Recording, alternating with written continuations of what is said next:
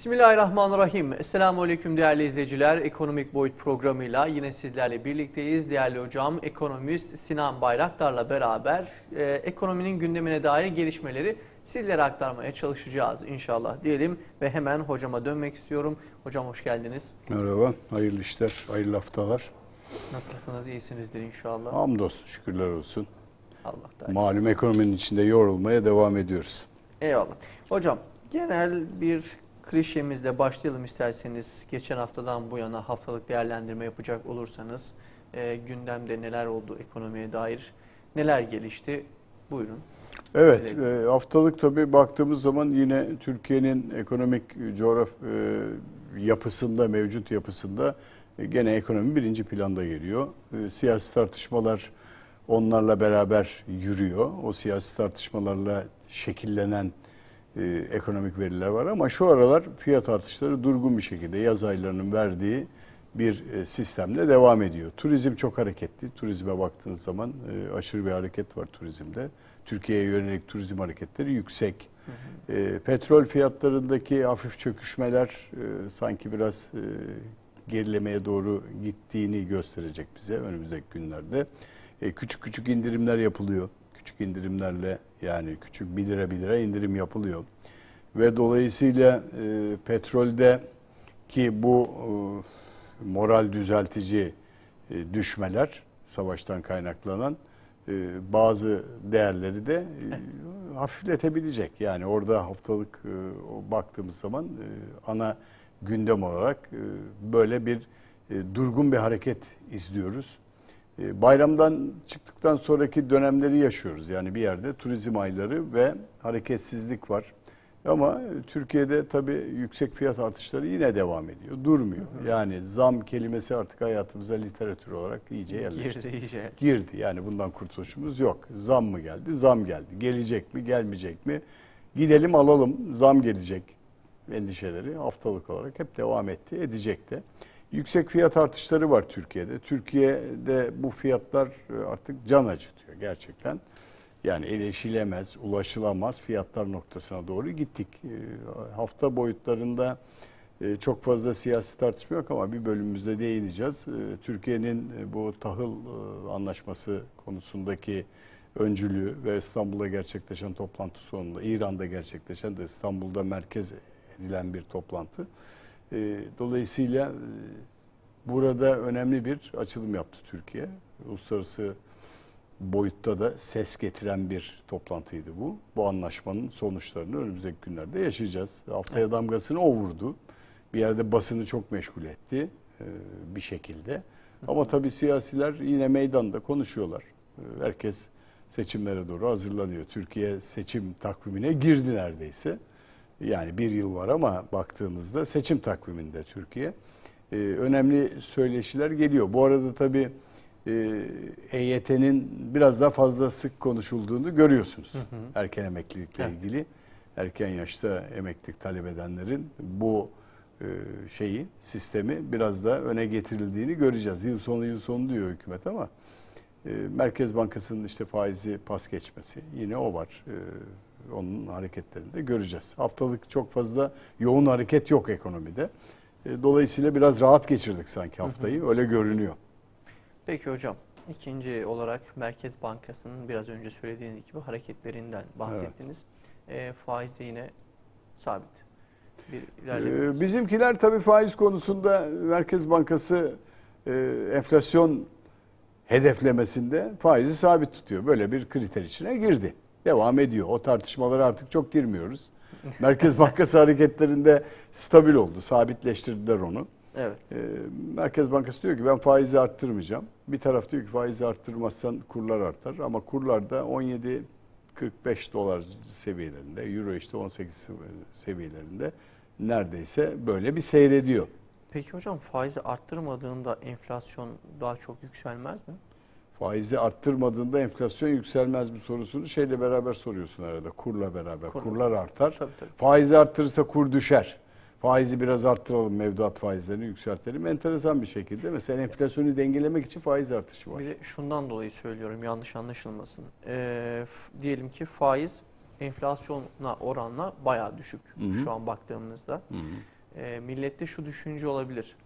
Ya ben bu bardağı bugün alsam, bankadan krediyi çeksem, diyelim ki 1 milyon lira kadar bir kredi çeksem, bu bardak ileride 2 lira olacak. Ama bankaya ödeyeceğim para, misalen söylüyorum, 1100 lira, 1200 lira civarı olacak. Ben 800 bin lira kârda olacağım gibi görünüyor. Görünen bu ve biraz daha yoğunluk oluşmaya başlayınca, işte krediye, paraya yönelik talep oluşmaya başlayınca, bu talep tekrar bu fiyatı yükseltmeye başlayacak. İşte tamam. Bu manada. O zaman ne yaptı? Bankalarda kredi vermiyor. Evet. Düşük faizli kredi vermiyor bankalarda. Yüksek faizli kredi veriyorlar. Yani o paraya talep geldiği zaman kamu bankaları vermeye çalışıyor. Kamu bankaları da tüccara çok düşük faizli vermiyor bildiğim kadarıyla. Yani onları da çok düşürmüyor. Sadece konut finansmanında ve gibi yerlerde yapıyorlar. Şimdi merkez bankalarına bakın. Merkez bankaları enflasyonu bir yerde kontrol edebilmek için faiz politikasını kullanır. Örneğin 11 yıl sonra Avrupa Merkez Bankası 0,5 faiz arttırdı. Eksi faizdeydi, negatif faizdeydiler. 11 yıl sonra faiz artışına gittiler. Neden? Çünkü Avrupa'da enflasyon yükseldi. Şimdi şunu söyleyecek. Diyecek ki biz artık yarım puan size faiz verelim. Getirin mevduatlarınızı. Çünkü bu paranızdan para kaybetmeye başladınız. Biz sizi biraz takviye edelim. Yani bankacılık sisteminde biz size biraz para verelim. 0,5 puan. Siz gidin biraz bu enflasyonun kötü etkisinden kurtulun.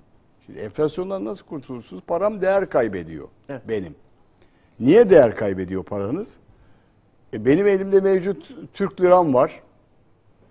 2-3 yerden para kazanmam lazım bundan. Çünkü fiyat artıyor, o bardağın fiyatı artıyor. Benim bunu satın almam için karşı taraf bana sürekli zam yapıyor. Benim elimdeki Türk lirası sabit kalıyor. Benim 2-3 şey yapmam lazım. Bir, Türkiye'de rant eden kesim neresi? Döviz almam lazım. Artıyorsa gider alırım. Paramı korurum orada. Giderim Türk lirasından çıkar dövize girerim. Bu sefer dövize çok girdiğiniz zaman döviz talebi artıyor. Ana sistem bankacılık sistemi. Bankacılık bana yüksek mevduat faizi versin ki getireyim paramı emanet edeyim oraya. Benim param, ben uyurken gece para kazansın. Ben uyurken para kazansın benim param. Yani bankalar arası piyasadan bana faiz versinler. Ben sabah kalktığım zaman o bardaktan çok etkilenmeyeyim satın alırken. Ama Türk lirası kalırsa ertesi güne ben zarar edeceğim. Benim parama para ver. Merkez Bankası diyor ki vermiyorum. Bizim Türk Merkez Bankası, Avrupa Merkez Bankası veriyor. Amerika veriyor, arttırıyor. FED şimdi arttıracak gibi. Dolayısıyla biz enflasyondan şu anda canımız yanar vaziyette devam ediyoruz. Bankacılık sisteminden para kazanamıyoruz mevduattan. Nereye gidiyoruz? Altına gidiyoruz. Dövize gidiyoruz. Kur korumalı mevduata gidiyoruz. Gayrimenkule gidiyoruz. Otomobile gidiyoruz. Arsaya gidiyoruz. Paramızı korumak için. Çünkü artacak fiyat. Evet. Evimin fiyatını yükseltiyorum satarken. Ya benim evim 100 liraydı. Şimdi 1 milyon. 1 milyon lira. Yarın 1 milyon 100 eder mi? Eder. Koyalım fiyatı emlakçıya 1 milyon 100. Müşteri geliyor 1 milyon 100'e satıyoruz. Aldık parayı elimize. Çıktık piyasaya. Aynı evden 1 milyon 100'e yok. 1 milyon 200'e var. Yedin mi golü enflasyondan? Evet. Para kazandın ama. Yani 100 liraydı 1 milyon 100 etti. Müthiş para kazandın. Çok zengin oldun ama evsiz kaldın. Milyoner oldun ama evsiz bir. Evsiz milyoner. Cebinde param var. Şimdi ne yapacaksın? Ev alman lazım. Hadi çıkıyorsun piyasaya ev alayım diyorsun. Aynı vasıftaki evi sana 1 milyon 200 bin lira diyorlar. Hatta senin sattığın evi tekrar talep ediyorsun. Ben vazgeçtim ya. Sat bana diyorsun. O da diyor ki ver 1-200 lira, 100 lira daha fazla ver. Ya ne oldu, biz para kazanıyorduk. Kazandık. Korkunç paramız oldu. Para kaybettiniz. Bakın çok enteresan bir bileşik kaplar böyle oynar o. Dolayısıyla Merkez Bankası'nın bu hareketi hala devam ediyor. Merkez Bankası diyor ki ben oyuncu değilim. Evet. Türk Merkez Bankası onu söylüyor. Ben etkim yok burada. Başkalarının etkisi var.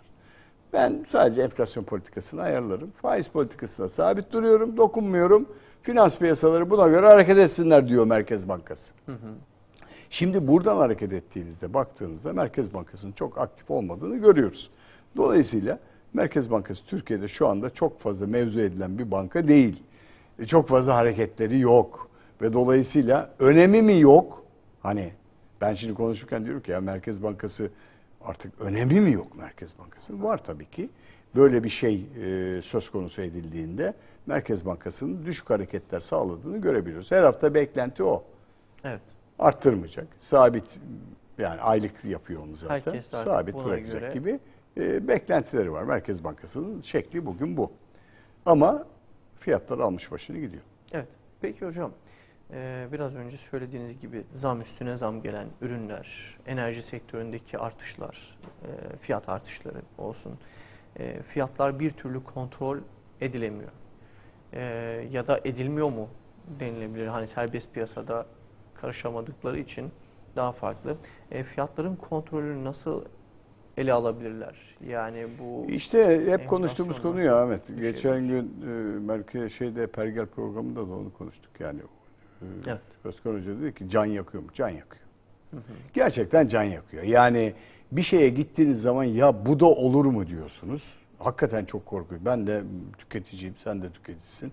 Gidiyorsun, geçen sene satın al veyahut 6 ay veyahut 3 ay veyahut 1 ay. Bak bu kadar kısaltıyorum. Süre evvel satın aldığım bir ürünün aşırı fiyatıyla karşılaşabiliyorsun. Evet. Ne oldu da bu oldu diyorsun. Anlamı yok. Yani dolar kuru son 6 ayda %200 mü arttı? İthalat yapıyordu o üründe, örnek veriyorum size. Yok öyle bir şey. Ama onun fiyatı %400 arttı. Buradaki sorun nedir biliyor musun Ahmet? Buradaki sorun ahlak sorunu bana göre. Eyvallah. Çünkü kafadan yapılan zamların sorunu bu. Yani kafadan herkes aynen Türkçe tabirle kafadan zam yapıyor herkes. Diyor ki ben nasıl zam yapayım koyayım oraya.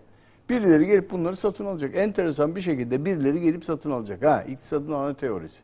Fiyatlar şişer bir yere kadar artık durur. Bir noktadan sonra geri gelmeye başlar.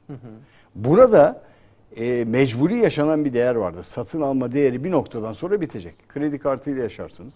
Krediyle yaşarsınız. Evet. Mevcut işinizle yaşarsınız.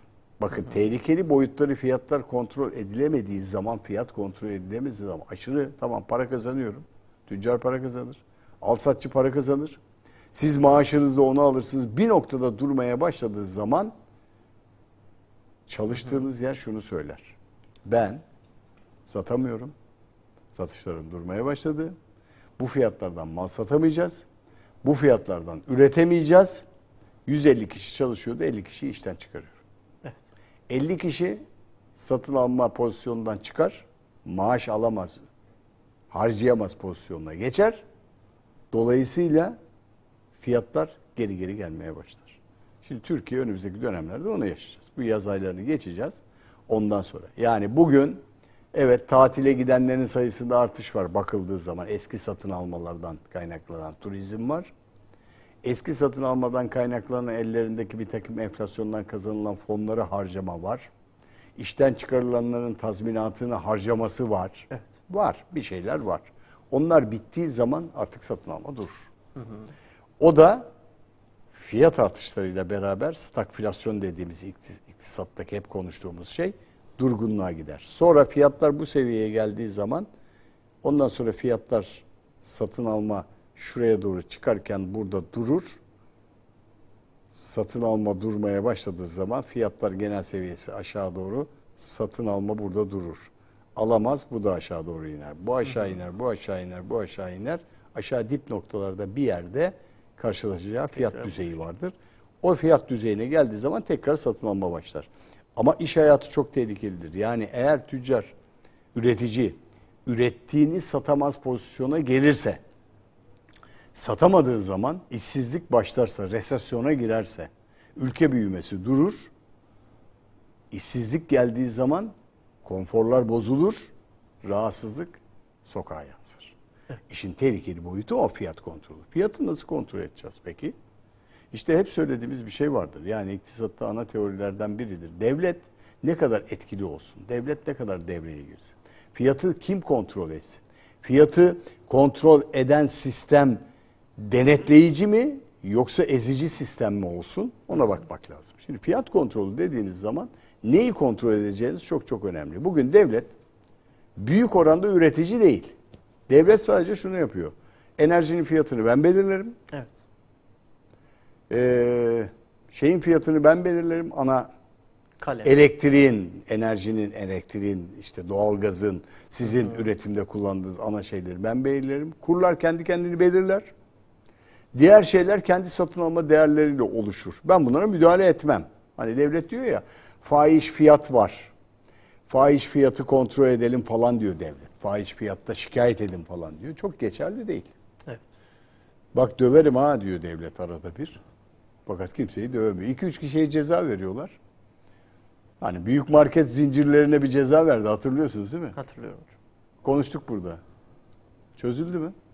Hayır tabii ki. Yok yani mümkün Çözüldü. değil, olmuyor. Caydırıcı Yani değil ben hocam. burada polisiye tedbirle fiyat kontrolü yapılamayacağını söylüyorum. Polisiye tedbirle belediyenin zabıtasına elbise giydirip marketlere göndermekle sorunu çözemezsiniz. Pazarları da denetlemekle sorunu çözemezsiniz fiyat kontrolü. Hocam konuşursa da ne olacak? Şimdi devlet stratejik ürünlerde kendisi fiyat koyan olacak. Buğdayın fiyatını o koyacak, tarımın fiyatını o koyacak, benzinin, mazotun fiyatını o koyacak ve sübvansiyonu fiyat olarak yapacak. Vergiyi devlet ona göre alacak. Evet. Ona göre sistem kontrollü yapacak. Bir de sağladığı teşviklerin peşine düşecek kime teşvik verdiğini. Ben veriyorum diyor devlet. Ben fakire yardım ediyorum diyor. Ben fonlama yapıyorum diyor. Peki takip ediyor musun? Hayır. Ha işte orası çok önemli. Yani kontrol edemediğin bir gücü yönetmeye devam ettiğin takdirde bir sonuç elde edemiyorsun. Neticede bunu kontrol etmen gerekiyor. Kontrol neyle olur? Polisiye tedbirle olmaz. Kontrol birincisi o ahlakı yetiştirmekle olur, yerleştirmekle olur. Peki ahlakı yerleştiremediniz. Yani bu trafikteki kontrole benziyor Ahmet. Radar koyarsınız, ceza kesersiniz. Bir müddet sonra cezaya alışır, arsız olur o cezada. Devam eder üzerine o cezayla. Tamam mı? Arsızlaşır. Ben giderim ya öderim 2.000 lira, 3.000 lira vergi cezası. Caydırıcılığı ceza. olmadığı için. Caydırıcılığı olabilecek ceza yapmanız lazım. Elinden onun o kullanım ruhsatını almanız gerekiyor. Yani ceza odur.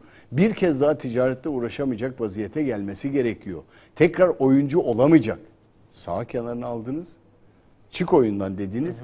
Tekrar o aksiliği yaptığı zaman oyuncu olamayacak. Bazen oyuncuları futbolda falan yaşarız. Futbolda çok yaşayan bir ülke olduğu için oradan örnek veriyorum. Antrenöre tepki verir. Teknik direktöre tepki verir. Sağ kenarını alır, soyunma odasına gider. Öyle bir ceza vereceksiniz ki bir kez daha yapmayacak onu. Canı yanacak onu. Evet. Onun futbol hayatı veya sporculuk hayatında çok önemli cezalar vermesi lazım. Bakın sağlıkta şiddet konuşuyoruz. Şimdi kontrolü şudur. Ağır cezalar olması lazım. Yoksa doktoru da döver, hemşireyi de döver, onu da yapar. Yani o zaman ne yapacaksınız? Ya buna ücret cezası vereceksiniz. Ben zaman zaman öneriyorum bunu. Yani artık diyeceksiniz ki siz sağlık hizmetini ücretli alacaksınız. Sadece ölürken bakacağım sana çok acil dışında. Onun dışında sağlıkta şiddet yapanlara çok ağır ceza vereceksiniz. Anayasal ceza sisteminde değişiklik yapmanız lazım o zaman da ceza kanununda. Yani bunlar hep devletin kontrolündedir. Benim söylediğim bir şey vardır. Ahmet.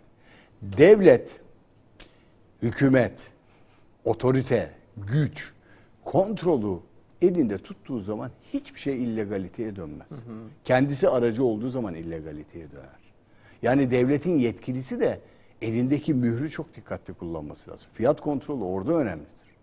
Bugün şimdi üretici şeyden şikayet ediyor. Diyor ki ben aldığım maliyetlerden dolayı fiyatları arttırmak zorundayım. Evet doğru. Aldığı maliyetler yüksek. Yani döviz kuruyla ithalat yapıyor. Bankadan aldığı faizle üretime katkı sağlıyor.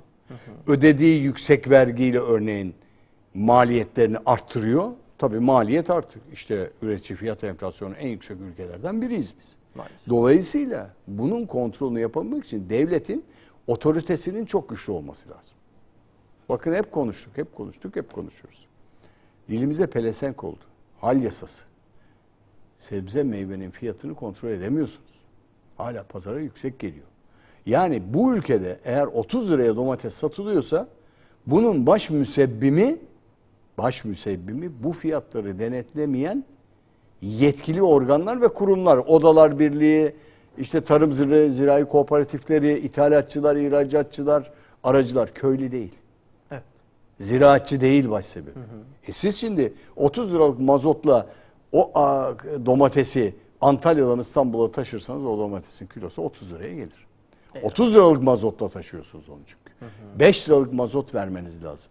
Ben bunu yapamıyorum devlet olarak dediğiniz anda o zaman siz fiyat kontrolünü yapamazsınız. Eyvallah. Fiyatlar kendi kendine oluşur. Bir de misalen şey var hocam, biraz önce söylediniz ya, üreticilere ya da satıcılara yönelik caydırıcı bir cezai işlem yok. Misalen söylüyorum, 10 milyonluk bir ceza kesildiğinde satıcının dediği şey şu. Zaten benim kazancım bundan daha fazla olacak. Yani 10 milyonu ödemek benim için hiçbir problem İşte büyük marketlerde o yapıldı. olmayacak diyor Büyük zincir market. hatta diyelim ki bunu 1 liraya satıyorsa, belki bugün bardaktan çok örnek verdik ama 1 liraya satıyorsa işte devlet 10 milyon ceza kestiyse tamam diyor, bu bardağın fiyatı artık 1,5 kuruş diyelim. Yani yine bardağa yansıtıyor. Mesela geçenlerde bu bu işveren sendikaları bildiğiniz üzere tekrar asgari ücret fiyatlarında bir yükseltme yaptılar. Evet. Bunu işverenler dahi desteklerken, fakat işverenlerin içerisinde bu büyük gördüğümüz şirketler de var. Fakat asgari ücret yükselir yükselmez bu büyük şirketler tekrar bazı ürünlere, bazı mallara zam yapmaya kadar gitti. Aynen. Yani madem bunu destekliyorsunuz, neden böyle bir tekrardan zam yapma gereği duyuyorsunuz? Bizim başta söylediğiniz ya, ahlaki olarak bir problemimiz var. Yani büyük şirketler biraz kar paylarından kıssalar, yani milyon dolar kazanmak yerine işte birkaç milyon dolar kazanmak. Aynen. Belki bugün hakikaten ülkenin sorunlarına biraz da olsa böyle bir bakın KDV'leri indirdik olacaktır. Biliyorsunuz %1'lere gıdada. Hani Sayın Cumhurbaşkanı dedi ya, ben KDV'yi indiriyorum. %7'lik bir indirim yapıyorum. Siz de elinizi taşın altına sokun dedi. Üreticiye. Evet. Hiçbir katkısı yok. Koymadı maalesef. Hiçbir faydası yok. Maalesef, yazık değil mi? Yani bu ülke değer kaybediyor. Yani tamam, evet, otorite iyi niyetle bunu getiriyor, yapıyor. Halka yardımcı olabilmek için sübvanse ediyor. Ya ben hep şeyi tartıştım. Yani esnafa pandemi döneminde yapılan kredi yardımı vardı. Halk Bankası ve aracıları belirledi. Evet. 25'er bin lira. Herkes o kredileri aldı, gitti döviz altın aldı. Kimse işinde kullanmadı. Bu çok ayan beyan bir olay ortada yani. Bunun kaynağını takip edemediğiniz takdirde. Evet. İnsana da gidip ya ben bu parayı verdim, işinde kullanamıyorsan ben bu parayı vermem deme noktasında işte o zaman fiyat kontrolü yapamıyorsunuz demektir. Yapmanız gereken nokta orası. Yani siz verdiğiniz değerin takip etmeniz gerekiyor. Şunu söyleyemezsiniz. Her bir şeyin arkasına polis dikemezsiniz. Kontrol sistemleri bugün yazılımlarla olur. Bakın devlet bir yazılım çıkarmıştı bir ara. Hani Sayın Nebati geldi heyecanla dedi, işte bir yazılım yaptık, vatandaş oraya fiyatı girecek, kontrol edecek, bakacak, edecek, ses yok, seda yok. Maalesef. Ben göremedim daha uygulamayı. Hemen devreye göremedik işte. Yani o zaman da ben burada eleştirisel bir sisteme geliyorum. Eğer bunu konuşuyorsanız dikkatli konuşun. Size bunu biri söylüyorsa altını doldurarak konuşun. Boş konuşmayın. Yani bugün ekonomi yönetimi de ben dahil şuradan konuştuğum zaman altı boşsa eleştirir insanlar bu dinlemeyi. Evet. Ondan sonra derler ki hocam boş boş atıyorsun burada. Çok nettir yani. Bunu o zaman fiyatı kontrol ediyorum deme bana. Yani iki kişiye zabıta elbisesi giydirip de pazarlarda bilmem ne kontrolü yaptığın zaman bu iş olmaz. Hatırlıyorsun. Hep eleştirdik. Yine de eleştirmeye devam edeceğim. Soğan patates fiyatı. Ya patatesi 15 liraya çıkan bir ülkeyiz şu anda biz. Evet. Ama dönüp de üreticiye ben niye bunu 15 liraya sattın diyemiyorum. Çünkü altı dolu olan sebepler var. Gübre fiyatını arttırmışsın. Efendim taşıma fiyatını arttırmışsın. Efendim halde istediği gibi fiyat kontrolü sistemi var. İstediği kafadan göre satıyor. Ya en çok tüketilen ürünlerden biri patates. 2 lira olan patatesi lokantada çorbayı patates bilmem neyle yaptığın zaman sen buna zam yapıyorsan kontrol edemezsin yani. 30 liraya damacana su satılan bir ülkede insanlara su içme mi diyeceksin? Yani. Diyeceksin ki işte sucuya soruyorum ambalaj masrafı arttı diyor. Kardeşim tamam da 30 lira. İşte belki damacana suyu içmeyelim, köyün suyunu içelim diye işte Bolu'nun bilmem ne köyünde zehirlenmeler oldu. Bilemiyorsunuz yani onu. Onu da bilemiyorsunuz. Enteresan sonuçlar da geliyor burada. Evet. Yani insanlar kötü gıda, tahşiş edilen gıdayı kullanmaya başlıyorlar maalesef ki. Peki hocam. Ağzınıza sağlık. Kısa bir araya gidelim isterseniz. Sonra devam ederiz inşallah. Evet değerli izleyiciler, kısa bir aranın akabinde birlikteliğimiz devam edecek.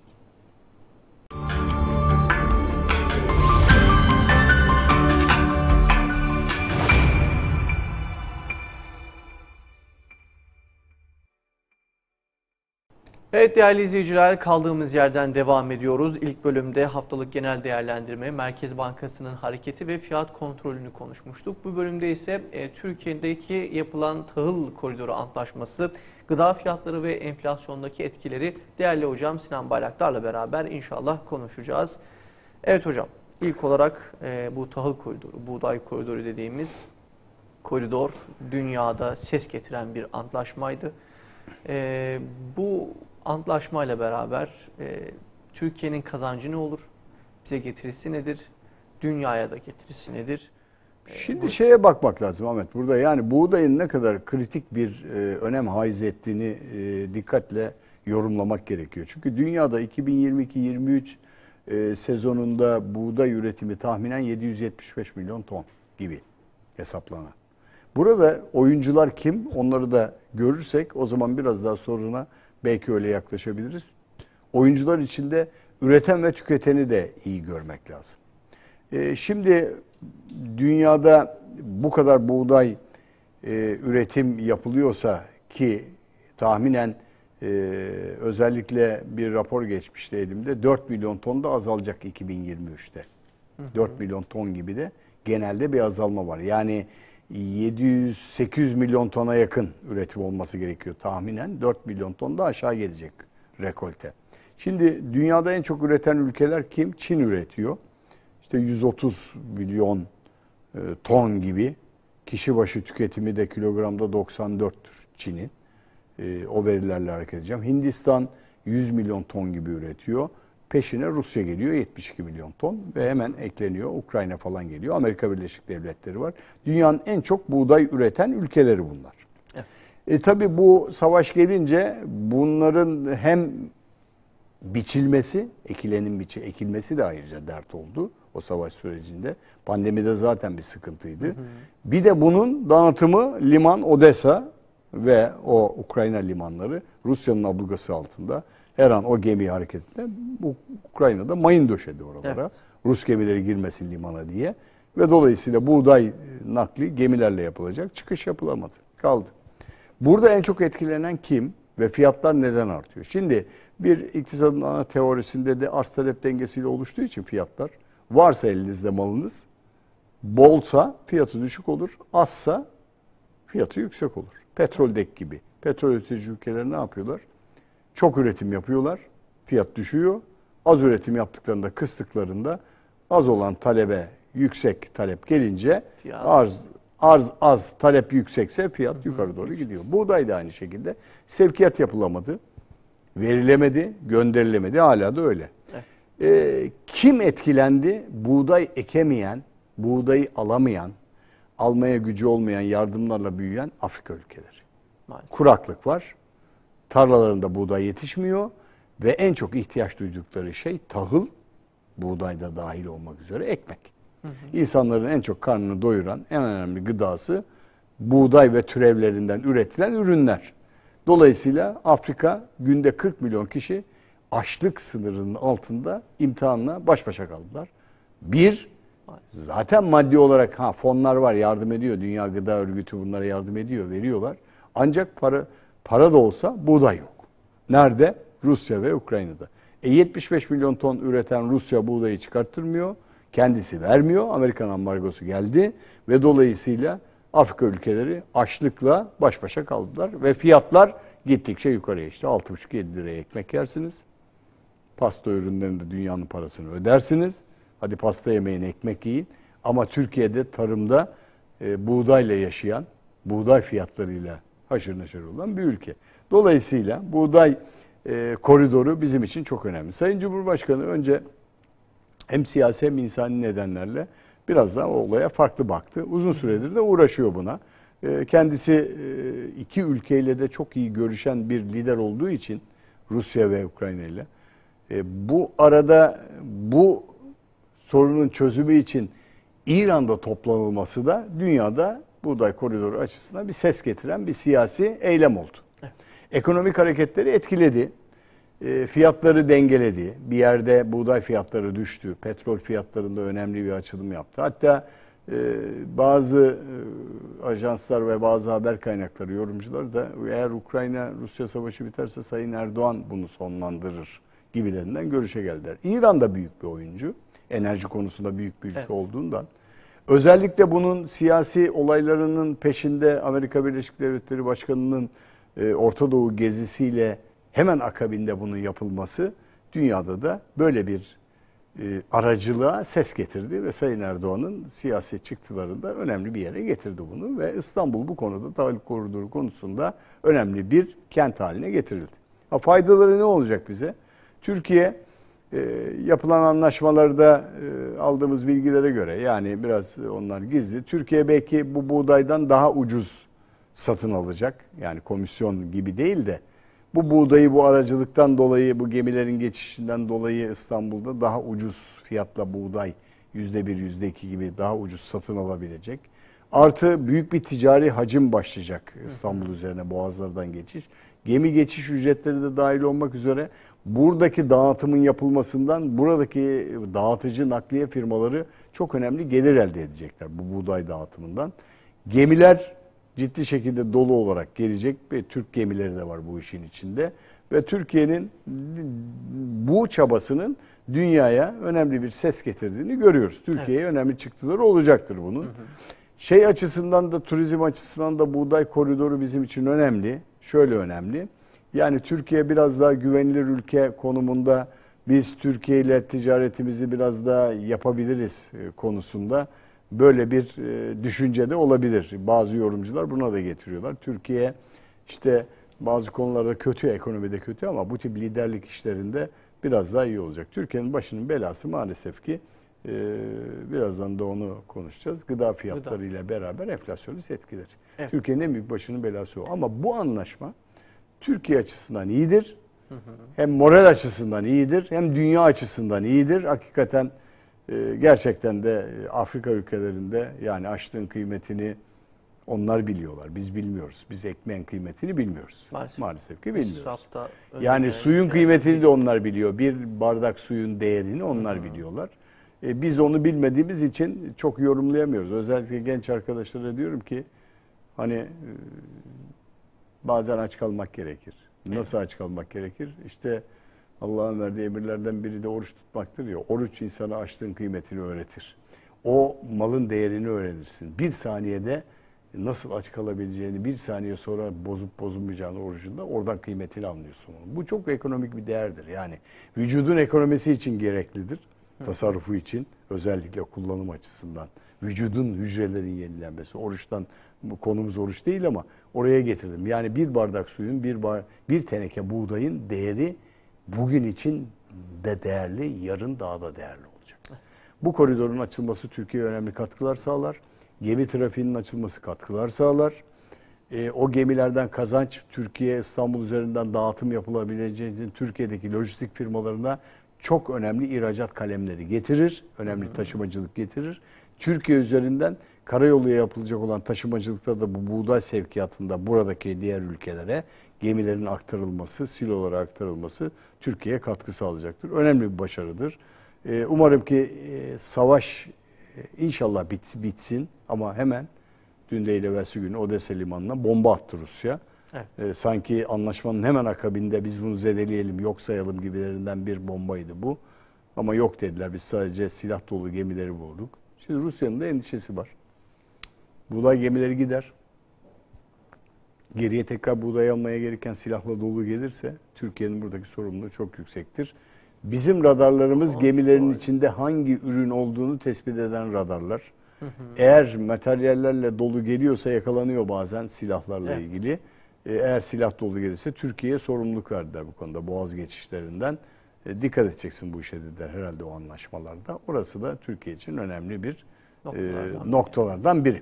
Evet, tahıl anlaşması, tahıl koridoru anlaşması dedik hocam. Daha uyguna alabilme durumumuz var dedik. Evet. Gıda fiyatlarına baktığımızda ülkemizde gıda fiyatları yüksek seviyelerde ve hala yükselmeye devam eden maalesef sıkıntılardan biri.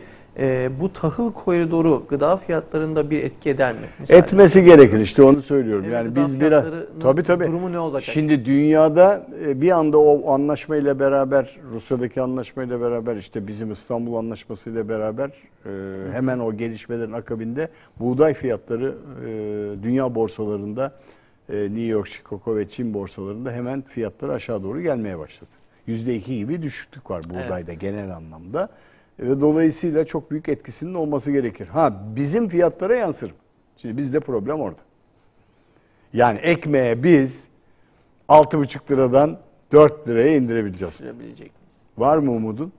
Yok. Neden?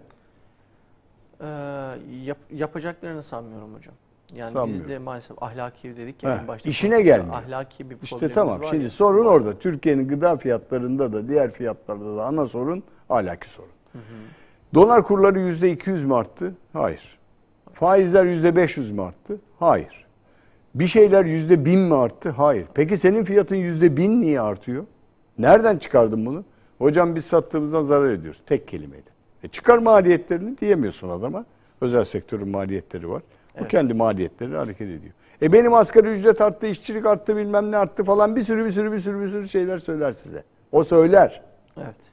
Ama doğru mu? Hayır. Zam bir alışkanlıktır. Zam furyası dediğimiz zaman fırtınadır. O fırtına gelir sizi bir gün kum fırtınası gibi örter. Evet. Maalesef Türkiye'de bu yaşanıyor. Yoksa gerçek fiyatların çok üzerinde fiyat konulduğunu hepimiz biliyoruz. Ya bugün evet doğru. Bir takım şeylerde artık tüccarı takviye edeceksiniz. Enerji fiyatı yüksek, devlet taşıma fiyatı yüksek. Evet doğru, onlar yansıyor. Ancak bu kadar değil. Rafa bu kadar yansımaması gerekiyor. Devlet de yapıyor. KDV'yi indiriyor, vergiyi indiriyor, diğer şeyleri indiriyor. Bazı şeylerde sübvanse yapıyor, indiriyor. Bakın Avrupa zamlar var diye herkese 9 euroluk bilet verdi. Bir ay kullanmak şartıyla. Evet. Verdi, yaptı. Türk devleti de yapıyor bunu, yapıyor. Bugün Türk insanı bedava yaşamak istiyor. Biz hiçbir şey ödemeyelim diyorlar. Bizde böyle bir alışkanlık var maalesef. Otopark parası vermeyelim, onu vermeyelim, onu ödemeyelim. Verelim de biraz insaflı verelim yalnız.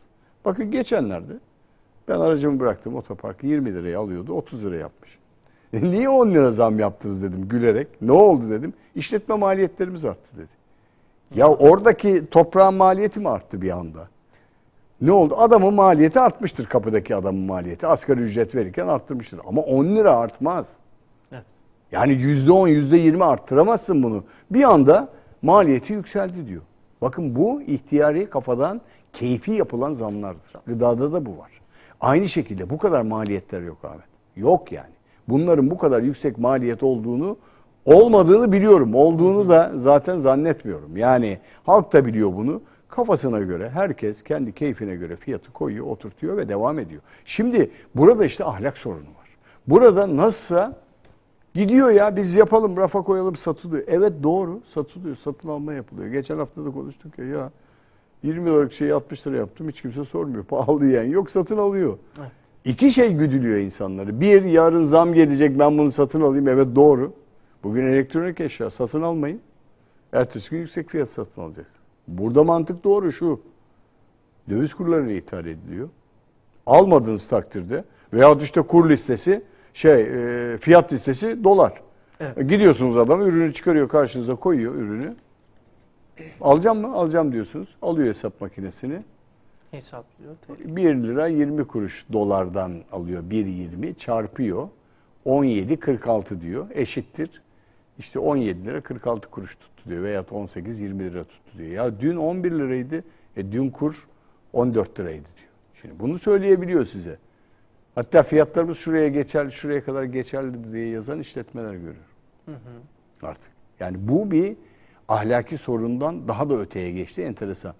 Can yakıyor, can acıtıyor. Sayın Cumhurbaşkanı mesajları veriyor. Enteresan bir şey söyledi geçenlerde. Yani biz tabii otoritenin söylediği şeylere bakıp ona göre hayat standartlarımızı oluşturmak zorunda kalıyoruz. Türkiye enflasyondan, bütün dünya enflasyonda, bu enflasyonist ortamdan en hızlı çıkan ülke olacak diye. İddialı bir şekilde konuşuyor. Siyasi boş mesaj verir. Popülizm yapar. Siyasette dün dündür, bugün bugündür lafı vardır. Ki olabilir. Şimdi bekliyoruz. Hatta Aralık yıl sonuna hani erteledik dedik ya biraz şaka yollu. O Mart'tı, işte Şubat'tı, Mart'tı, Temmuz'a, Haziran'a ertelendi, Temmuz'a. Şimdi yıl sonu. Sayın Cumhurbaşkanı da bekleyin. Bekleyin birkaç ay sonra her şey çökecek. Her şey eski düzeyine gelecek. Ben halkımı bu fiyatlara ezdirmeyeceğim. İşte Kredi Yurtlar Kurumu'nun faizlerini almayacağım dedi. Faizleri kaldırdım dedi. Öğrencinin üzerinde yükü aldım dedi. Alttaki muhalefet edenler de ben iktidara geldiğim gün şunları almayacağım, bunları yapmayacağım, tarımdaki faizleri sileceğim, onu yapacağım. Her gün beyanat verecekler. Ama biz umutla bekleyeceğiz. Bu umut hep devam edecek. Yani son 2 ay ertelenmezse iyidir. İşte son 2 aya eklenmez. Şimdi ben kişisel olarak enflasyondaki beklentilerim düşük. Çok fazla geri geleceğini zannetmiyorum. Yani. Erdoğan hani halkımı ezdirmeyeceğim diyor ya hocam. Bugün halkı ezdirmemek demek enflasyonu düşürmek demek. Evet. Yani enflasyonu düşürdüğünüzde halkta bir üzerindeki o baskıdan kurtulacak. Biraz daha gıda fiyatlarının düşmesinden bahsediyoruz. Enflasyonda ne gibi beklentiler var? Şimdi Erdoğan ezdirmeyeceğim diyor ama ne yapacaklar? Ezdirmeyeceğim derken şunu yapıyorsunuz. Ezdirmeyeceğim derken benim ücretimdeki artışı sağlıyorsunuz. Tamam mı? Yani önce yapay benim ücretimdeki artışı sağlıyor. Cebimdeki parayı biraz arttırıyorsunuz. Emekli maaşına zam yapıyorsunuz. Evet. Benim gelirlerimi biraz arttırıyorsunuz. Evet doğru arttırıyorsunuz. Ama karşı tarafı durduramıyorsunuz. Akşamına arttırdığı durduramıyorsunuz karşı tarafı. Yani benim gelirim arttı. Tamam bana 2.000 lira zam yaptın. Güzel. Evet. Bayram ikramiyesi verdin. Güzel. EYT'yi çıkardın. Güzel. Geliyor. Tamam bir şeyler. Sübvanse ettin. Güzel her şey. Vergiyi almadın. Hadi kira gelirlerinden stopajı kaldırdın. Asgari ücretten vergiyi almadın. Güzel. Karşı taraf duruyor mu? Hayır. Karşı taarruz devam ediyor. Şimdi orada fiyatları durdurman lazım. O fiyatlar genel seviyesi. Şimdi çıktı. El hareketiyle yapıyorum ben. Nereye kadar çıkacak işte? Duracak bir yerde. Durması lazım. Bekliyoruz. Ama benim çok ümidim yok. Yıl sonuna kadar ümidim yok. Merkez Bankası'nın enflasyon tahmini %68. Kur tahmini 18. Yıl sonu. 18-19 lira kur tahmini dolarda. Geldik 18 liraya geldik. Evet. Bakın iki şeyden zarar ediyoruz. Euro ile dolar paritesi eşitlendi. Biz gene içerideyiz. Çünkü dolarla ithalat yapıyoruz, euro ile ihracat yapıyoruz. İhracat bedeli geliyor, kur kaybetti bu sefer de. Euro artmıyor, dolar artıyor. Hadi buyur. Şimdi Avrupalı'ya gidip ben dolarla ihracat yapacağım diyemiyorsunuz. Evet. Şimdi burada işte enflasyon beklentisinde biraz umutsuzluk var. Tüketici güven endeksi düşüyor. Bakın sanayi endeksi yükseliyor. Türkiye'de ihracat 300 milyar doları vuracak. Yüksek bir ihracat rakamı yakalayabiliriz. Ama ihracatın büyük bir bölümü yüksek kurlarla tatmin edici kurlarla yapılıyor gibi görünüyor. Yalnız karşında ithalat yapılıyor. O ihracatı destekleyebilmek için. Enerji bedeli yüksek. Bakın yaz ayları. Hadi enerji fiyatlaması şu anda biraz durgun. Bağırmaya başladı. Enerjiciler. Yetmiyor. Kurlar yükseldi. Maliyetlerimiz artıyor. Hadi elektriğe %30'da. Hadi doğalgaza %30'da. Bu sefer sizin verdiğiniz o katma değer indi aşağıya. Tekrar ne yapacaksınız? Tekrar para basıp para vereceksiniz insanlara. Nereden? Yine enflasyon yine enflasyon yine yükselecek ve dolayısıyla enflasyondaki beklentiler maalesef halkın nezdinde düşük. Umudu yok. Umudu kırıldığı zaman insanların maalesef ki burada yani bu programda bazen iyi şeyler konuşamıyoruz. Evet tahıl koridoru harika, nefis bir başarı. Siyasi nedenleri çıktıları iyi ama geçim endekslerinde ciddi şekilde sıkıntı var. Yani ben muhalefet lideri gibi konuşmak istemiyorum burada ama etkileniyorum yani gidiyorum. Şimdi evet arabama binmeyeyim ben. Ben binmeyeyim arabama. Keyfime arabaya binmeyeyim. Ama keyfine değil domatesi tarladan alıp hale nakletmem lazım. Ona mazot yakacağım. Evet. Geçenleri diyor ki ben bu köyleri diyor 200 liralık mazotla dolaşıyordum diyor. Şimdi 1100 liralık mazotla dolaşıyorum diyor. 1100 lira gidiyor diyor adam bana geçen gün bir esnaf. Abi diyor aynı turu diyor 1100 liraya atıyorum ben diyor. Bir depo gidiyor diyor bana. 200 liraydı diyor geçen sene. Ben 3-5 kuruş kazanıyordum diyor. Fiyatları arttırdık diyor bir işe yaramadı diyor. Geçen bakkaldan bir süt talep ettik hocam. Diyor ki belli işte 10 adetten aşağı süt getirmiyoruz dedi. İşte kaldırmıyormuş. Kaldırmıyor tabii maliyetini kaldırmıyor. 10 tane satın alacaksın ki ben de biraz fazla satmış olayım. 10 tane istersen 10 tane getireyim. Bir tane getirmeyeyim diyor. Daha önceden işte 2-3 tane istediğimizde ertesi gün gelmiyor. Ne yapıyor? Taşıma maliyetleri çok yüksek bedel. Her programda konuştuk. Bugün eğer yakıt maliyetleri dengelenip indirilemezse bu enflasyonu beklentilerini kıramazsınız. Umuda döndüremezsiniz. Bakın benzin fiyatında bir 2 lira, 5 lira, 6 lira indirim yapılması lazım. Petrol fiyatları aşağı iniyor. Devlet buradan büyük para kazanıyor şu anda ÖTV'den ve şeylerden para kazanıyor. Bırakacak onu.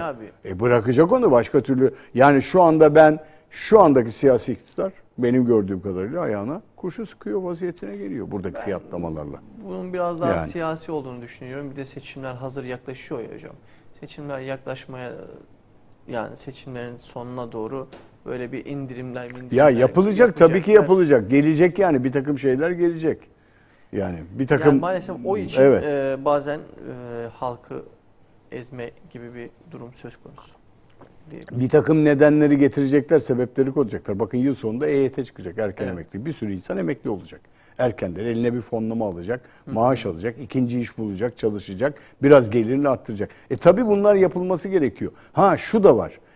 Bu evet bugünün sorunu ama sebepleri de var ortada. Yani senden ve dışarıdan kaynaklanan. Bugün Rusya savaşı enflasyonu tetikledi, körükledi. Çin'in tedarik sorunu enflasyonu tetikledi. Çin şimdi çok ilginç açılımlar yapacak. Ortaya çıkacak bir şeyler yapacak. Onları bekliyorum ben. Farklı şeyler çıkacak dünya kulvarlarında. Farklı olaylar çıkacak. Yani çok rahat değiliz. Neticede bu fiyatlarla kendimizi kontrollü bir şekilde götürmemiz lazım. Bugün harcamalarınıza dikkat etmeniz gerekecek. O eski şey yok. Eski konfor alanımız yok. Olmayacak da bir müddet daha olmayacak. Genç kesim zorda. Yani gerçekten işte hakikaten söylediğimiz gibi 3 milyon liraya ev alamayacak, 1 milyon liraya araba alamayacak. Bir 4 milyon liralık bütçe gerekecek onu yapabilmesiyle. Elinde değerler varsa enflasyondan kazandıysa o değerlerle takviye edebilecek. Bugün Türkiye'de baktığınız zaman eğer gelirleriniz yeterli değilse, ilave gelirleriniz yoksa geçinemezsiniz. Zorlanırsınız. Yani bir emekli maaşıyla, bir kişi çalışarak evi bakarak geçinemezsiniz. Mümkün değil. Köyden takviye gelmesi lazım. Kira gelirinizin olması lazım. Ama enflasyonla yaşar mıyız? Yaşarız. Batar mıyız? Batmayız. İflas eder miyiz? Etmeyiz. Bak açık söylüyorum. Çünkü bizim insanımız bu tip çevrim değerlerini yakalıyor. Bir şeyleri yapıyor, beceriyor. Biz bunu becermeye çalışan bir toplumuz. Ama zorda mıyız? Evet. Zordayız. Acıtmaya mı başladı canımızı? Evet, ciddi şekilde acıtmaya başladı. Ve hakikaten bunun tedbirlerinin bir an evvel getirilmesi lazım. Bakın yaz ayları biraz havaların verdiği yakıt harcamıyoruz. Doğalgazlarımız yanmıyor. Kombiler kullanılmıyor. Ama yarın öbür gün kış geldiği zaman çok ağır şartlarda yarın öbür gün karşılaştığımızda hareketler farklı olur. Mırıldanmalar bağırmaya dönüyor. İşin kötüsü o. Yani. Bugün zaten maalesef artık bağırmalara başladık diye. Başlıyor. Yani neticede insanlar sokağa yansıyor. Stres artıyor. Yani bugün ekonomik geçimlerde cinayetlere varan stres var. Yüksek stres yaşıyor Türk toplumu. Huzursuz. Birbirine değiyor, itiyor. Yani neticede şu çıkıyor ortaya. Yani toplumda huzur olmuyor. Şimdi çocuğunuz bir şey istiyor, satın alamıyorsunuz. En hassas organınız değil mi çocuk? Ailenin en hassas ürünüdür yani çocuk. Çocuk bir şey ister, çocuğun canı acımasın diye 40 tarladan mal bulur getirirsiniz. Aşerme gibidir. Gider bulursunuz. Onun canı bir şey istediği zaman dağları devirirsiniz. Yaparsınız. Bütün aileler bunu yapar. Yani bir yerde hani bir hasta varsa ona bir şey koşturmak için canı istediği zaman ya ölmeden evvel yetiştireyim. Paranız yetmez. Cebinize elinize atarsınız alamazsınız. Çocuğunuz çikolata ister alamazsınız. Çok kötüdür. Biz bunları yaşadık. Biz çocukken vitrine bakıp cebimizde para yokken yalanırdık affedersiniz. Yok paranız alamıyorsunuz yani babanıza dönüyorsunuz parası yok. Enflasyon yüksek geliyor. Yani bir şeylere özenerek yaptığınız zaman bunu tedavi edecek Türkiye 25-30 senedir bir şeyleri yaşayarak geldi buraya. 30 yaşına gelmiş olan bir insana ya kardeşim artık bak bunu kullanma dediğinizde ya nasıl ya ben bunu alamayacak mıyım? Alamayacak. Bakın bugün evinize bilgisayar alamayacak vaziyete gelirsiniz. Geliyoruz. Bugün yani yarın öbür gün cep telefonu alamayacak vaziyete gelirsiniz. Çok pahalılaşıyor çünkü bir takım şeyler. Bunun çözümü hep önerdik. Yerli üretim, kura dayalı üretim olmayan şekiller, katma değer yaratacak, çok çalışma. Türk insanı 70 yaşına kadar uğraşır. Bir ev, bir araba alır, ondan sonra da ölür zaten. Maalesef. Ölür zaten, ondan sonra da gelenler faydalanabilirse faydalanır. Türk insanı bu. Eyvallah. Yani babadan kalırsa rahatsın, diğer türlü... Varsa rahatsın, işte enflasyondan babadan kalan arsan değer ifade ettiyse, sana kaldıysa o. Baban bir şeyler kazanır. Baba ölür zaten, bir şey yaşayamadan ölür ülkede. Sen baba olduğunda sen de bir şeyleri çocuğuna aktarabilmek için 40 parçaya bölünürsün, elindeki değerleri. Ama Türkiye'de bu devam edecek mi? Edecek. Türkiye'de enflasyon bitmez. Peki. Ağzınıza sağlık hocam. Estağfurullah. Çok teşekkür ederiz. Rica ederim. Sağ olasınız katıldığınız için. Evet değerli izleyiciler, Ekonomik Boyut programının sonuna geldik. Haftaya aynı saatte görüşmek dileğiyle. Hoşça kalın. Allah'a emanet olun.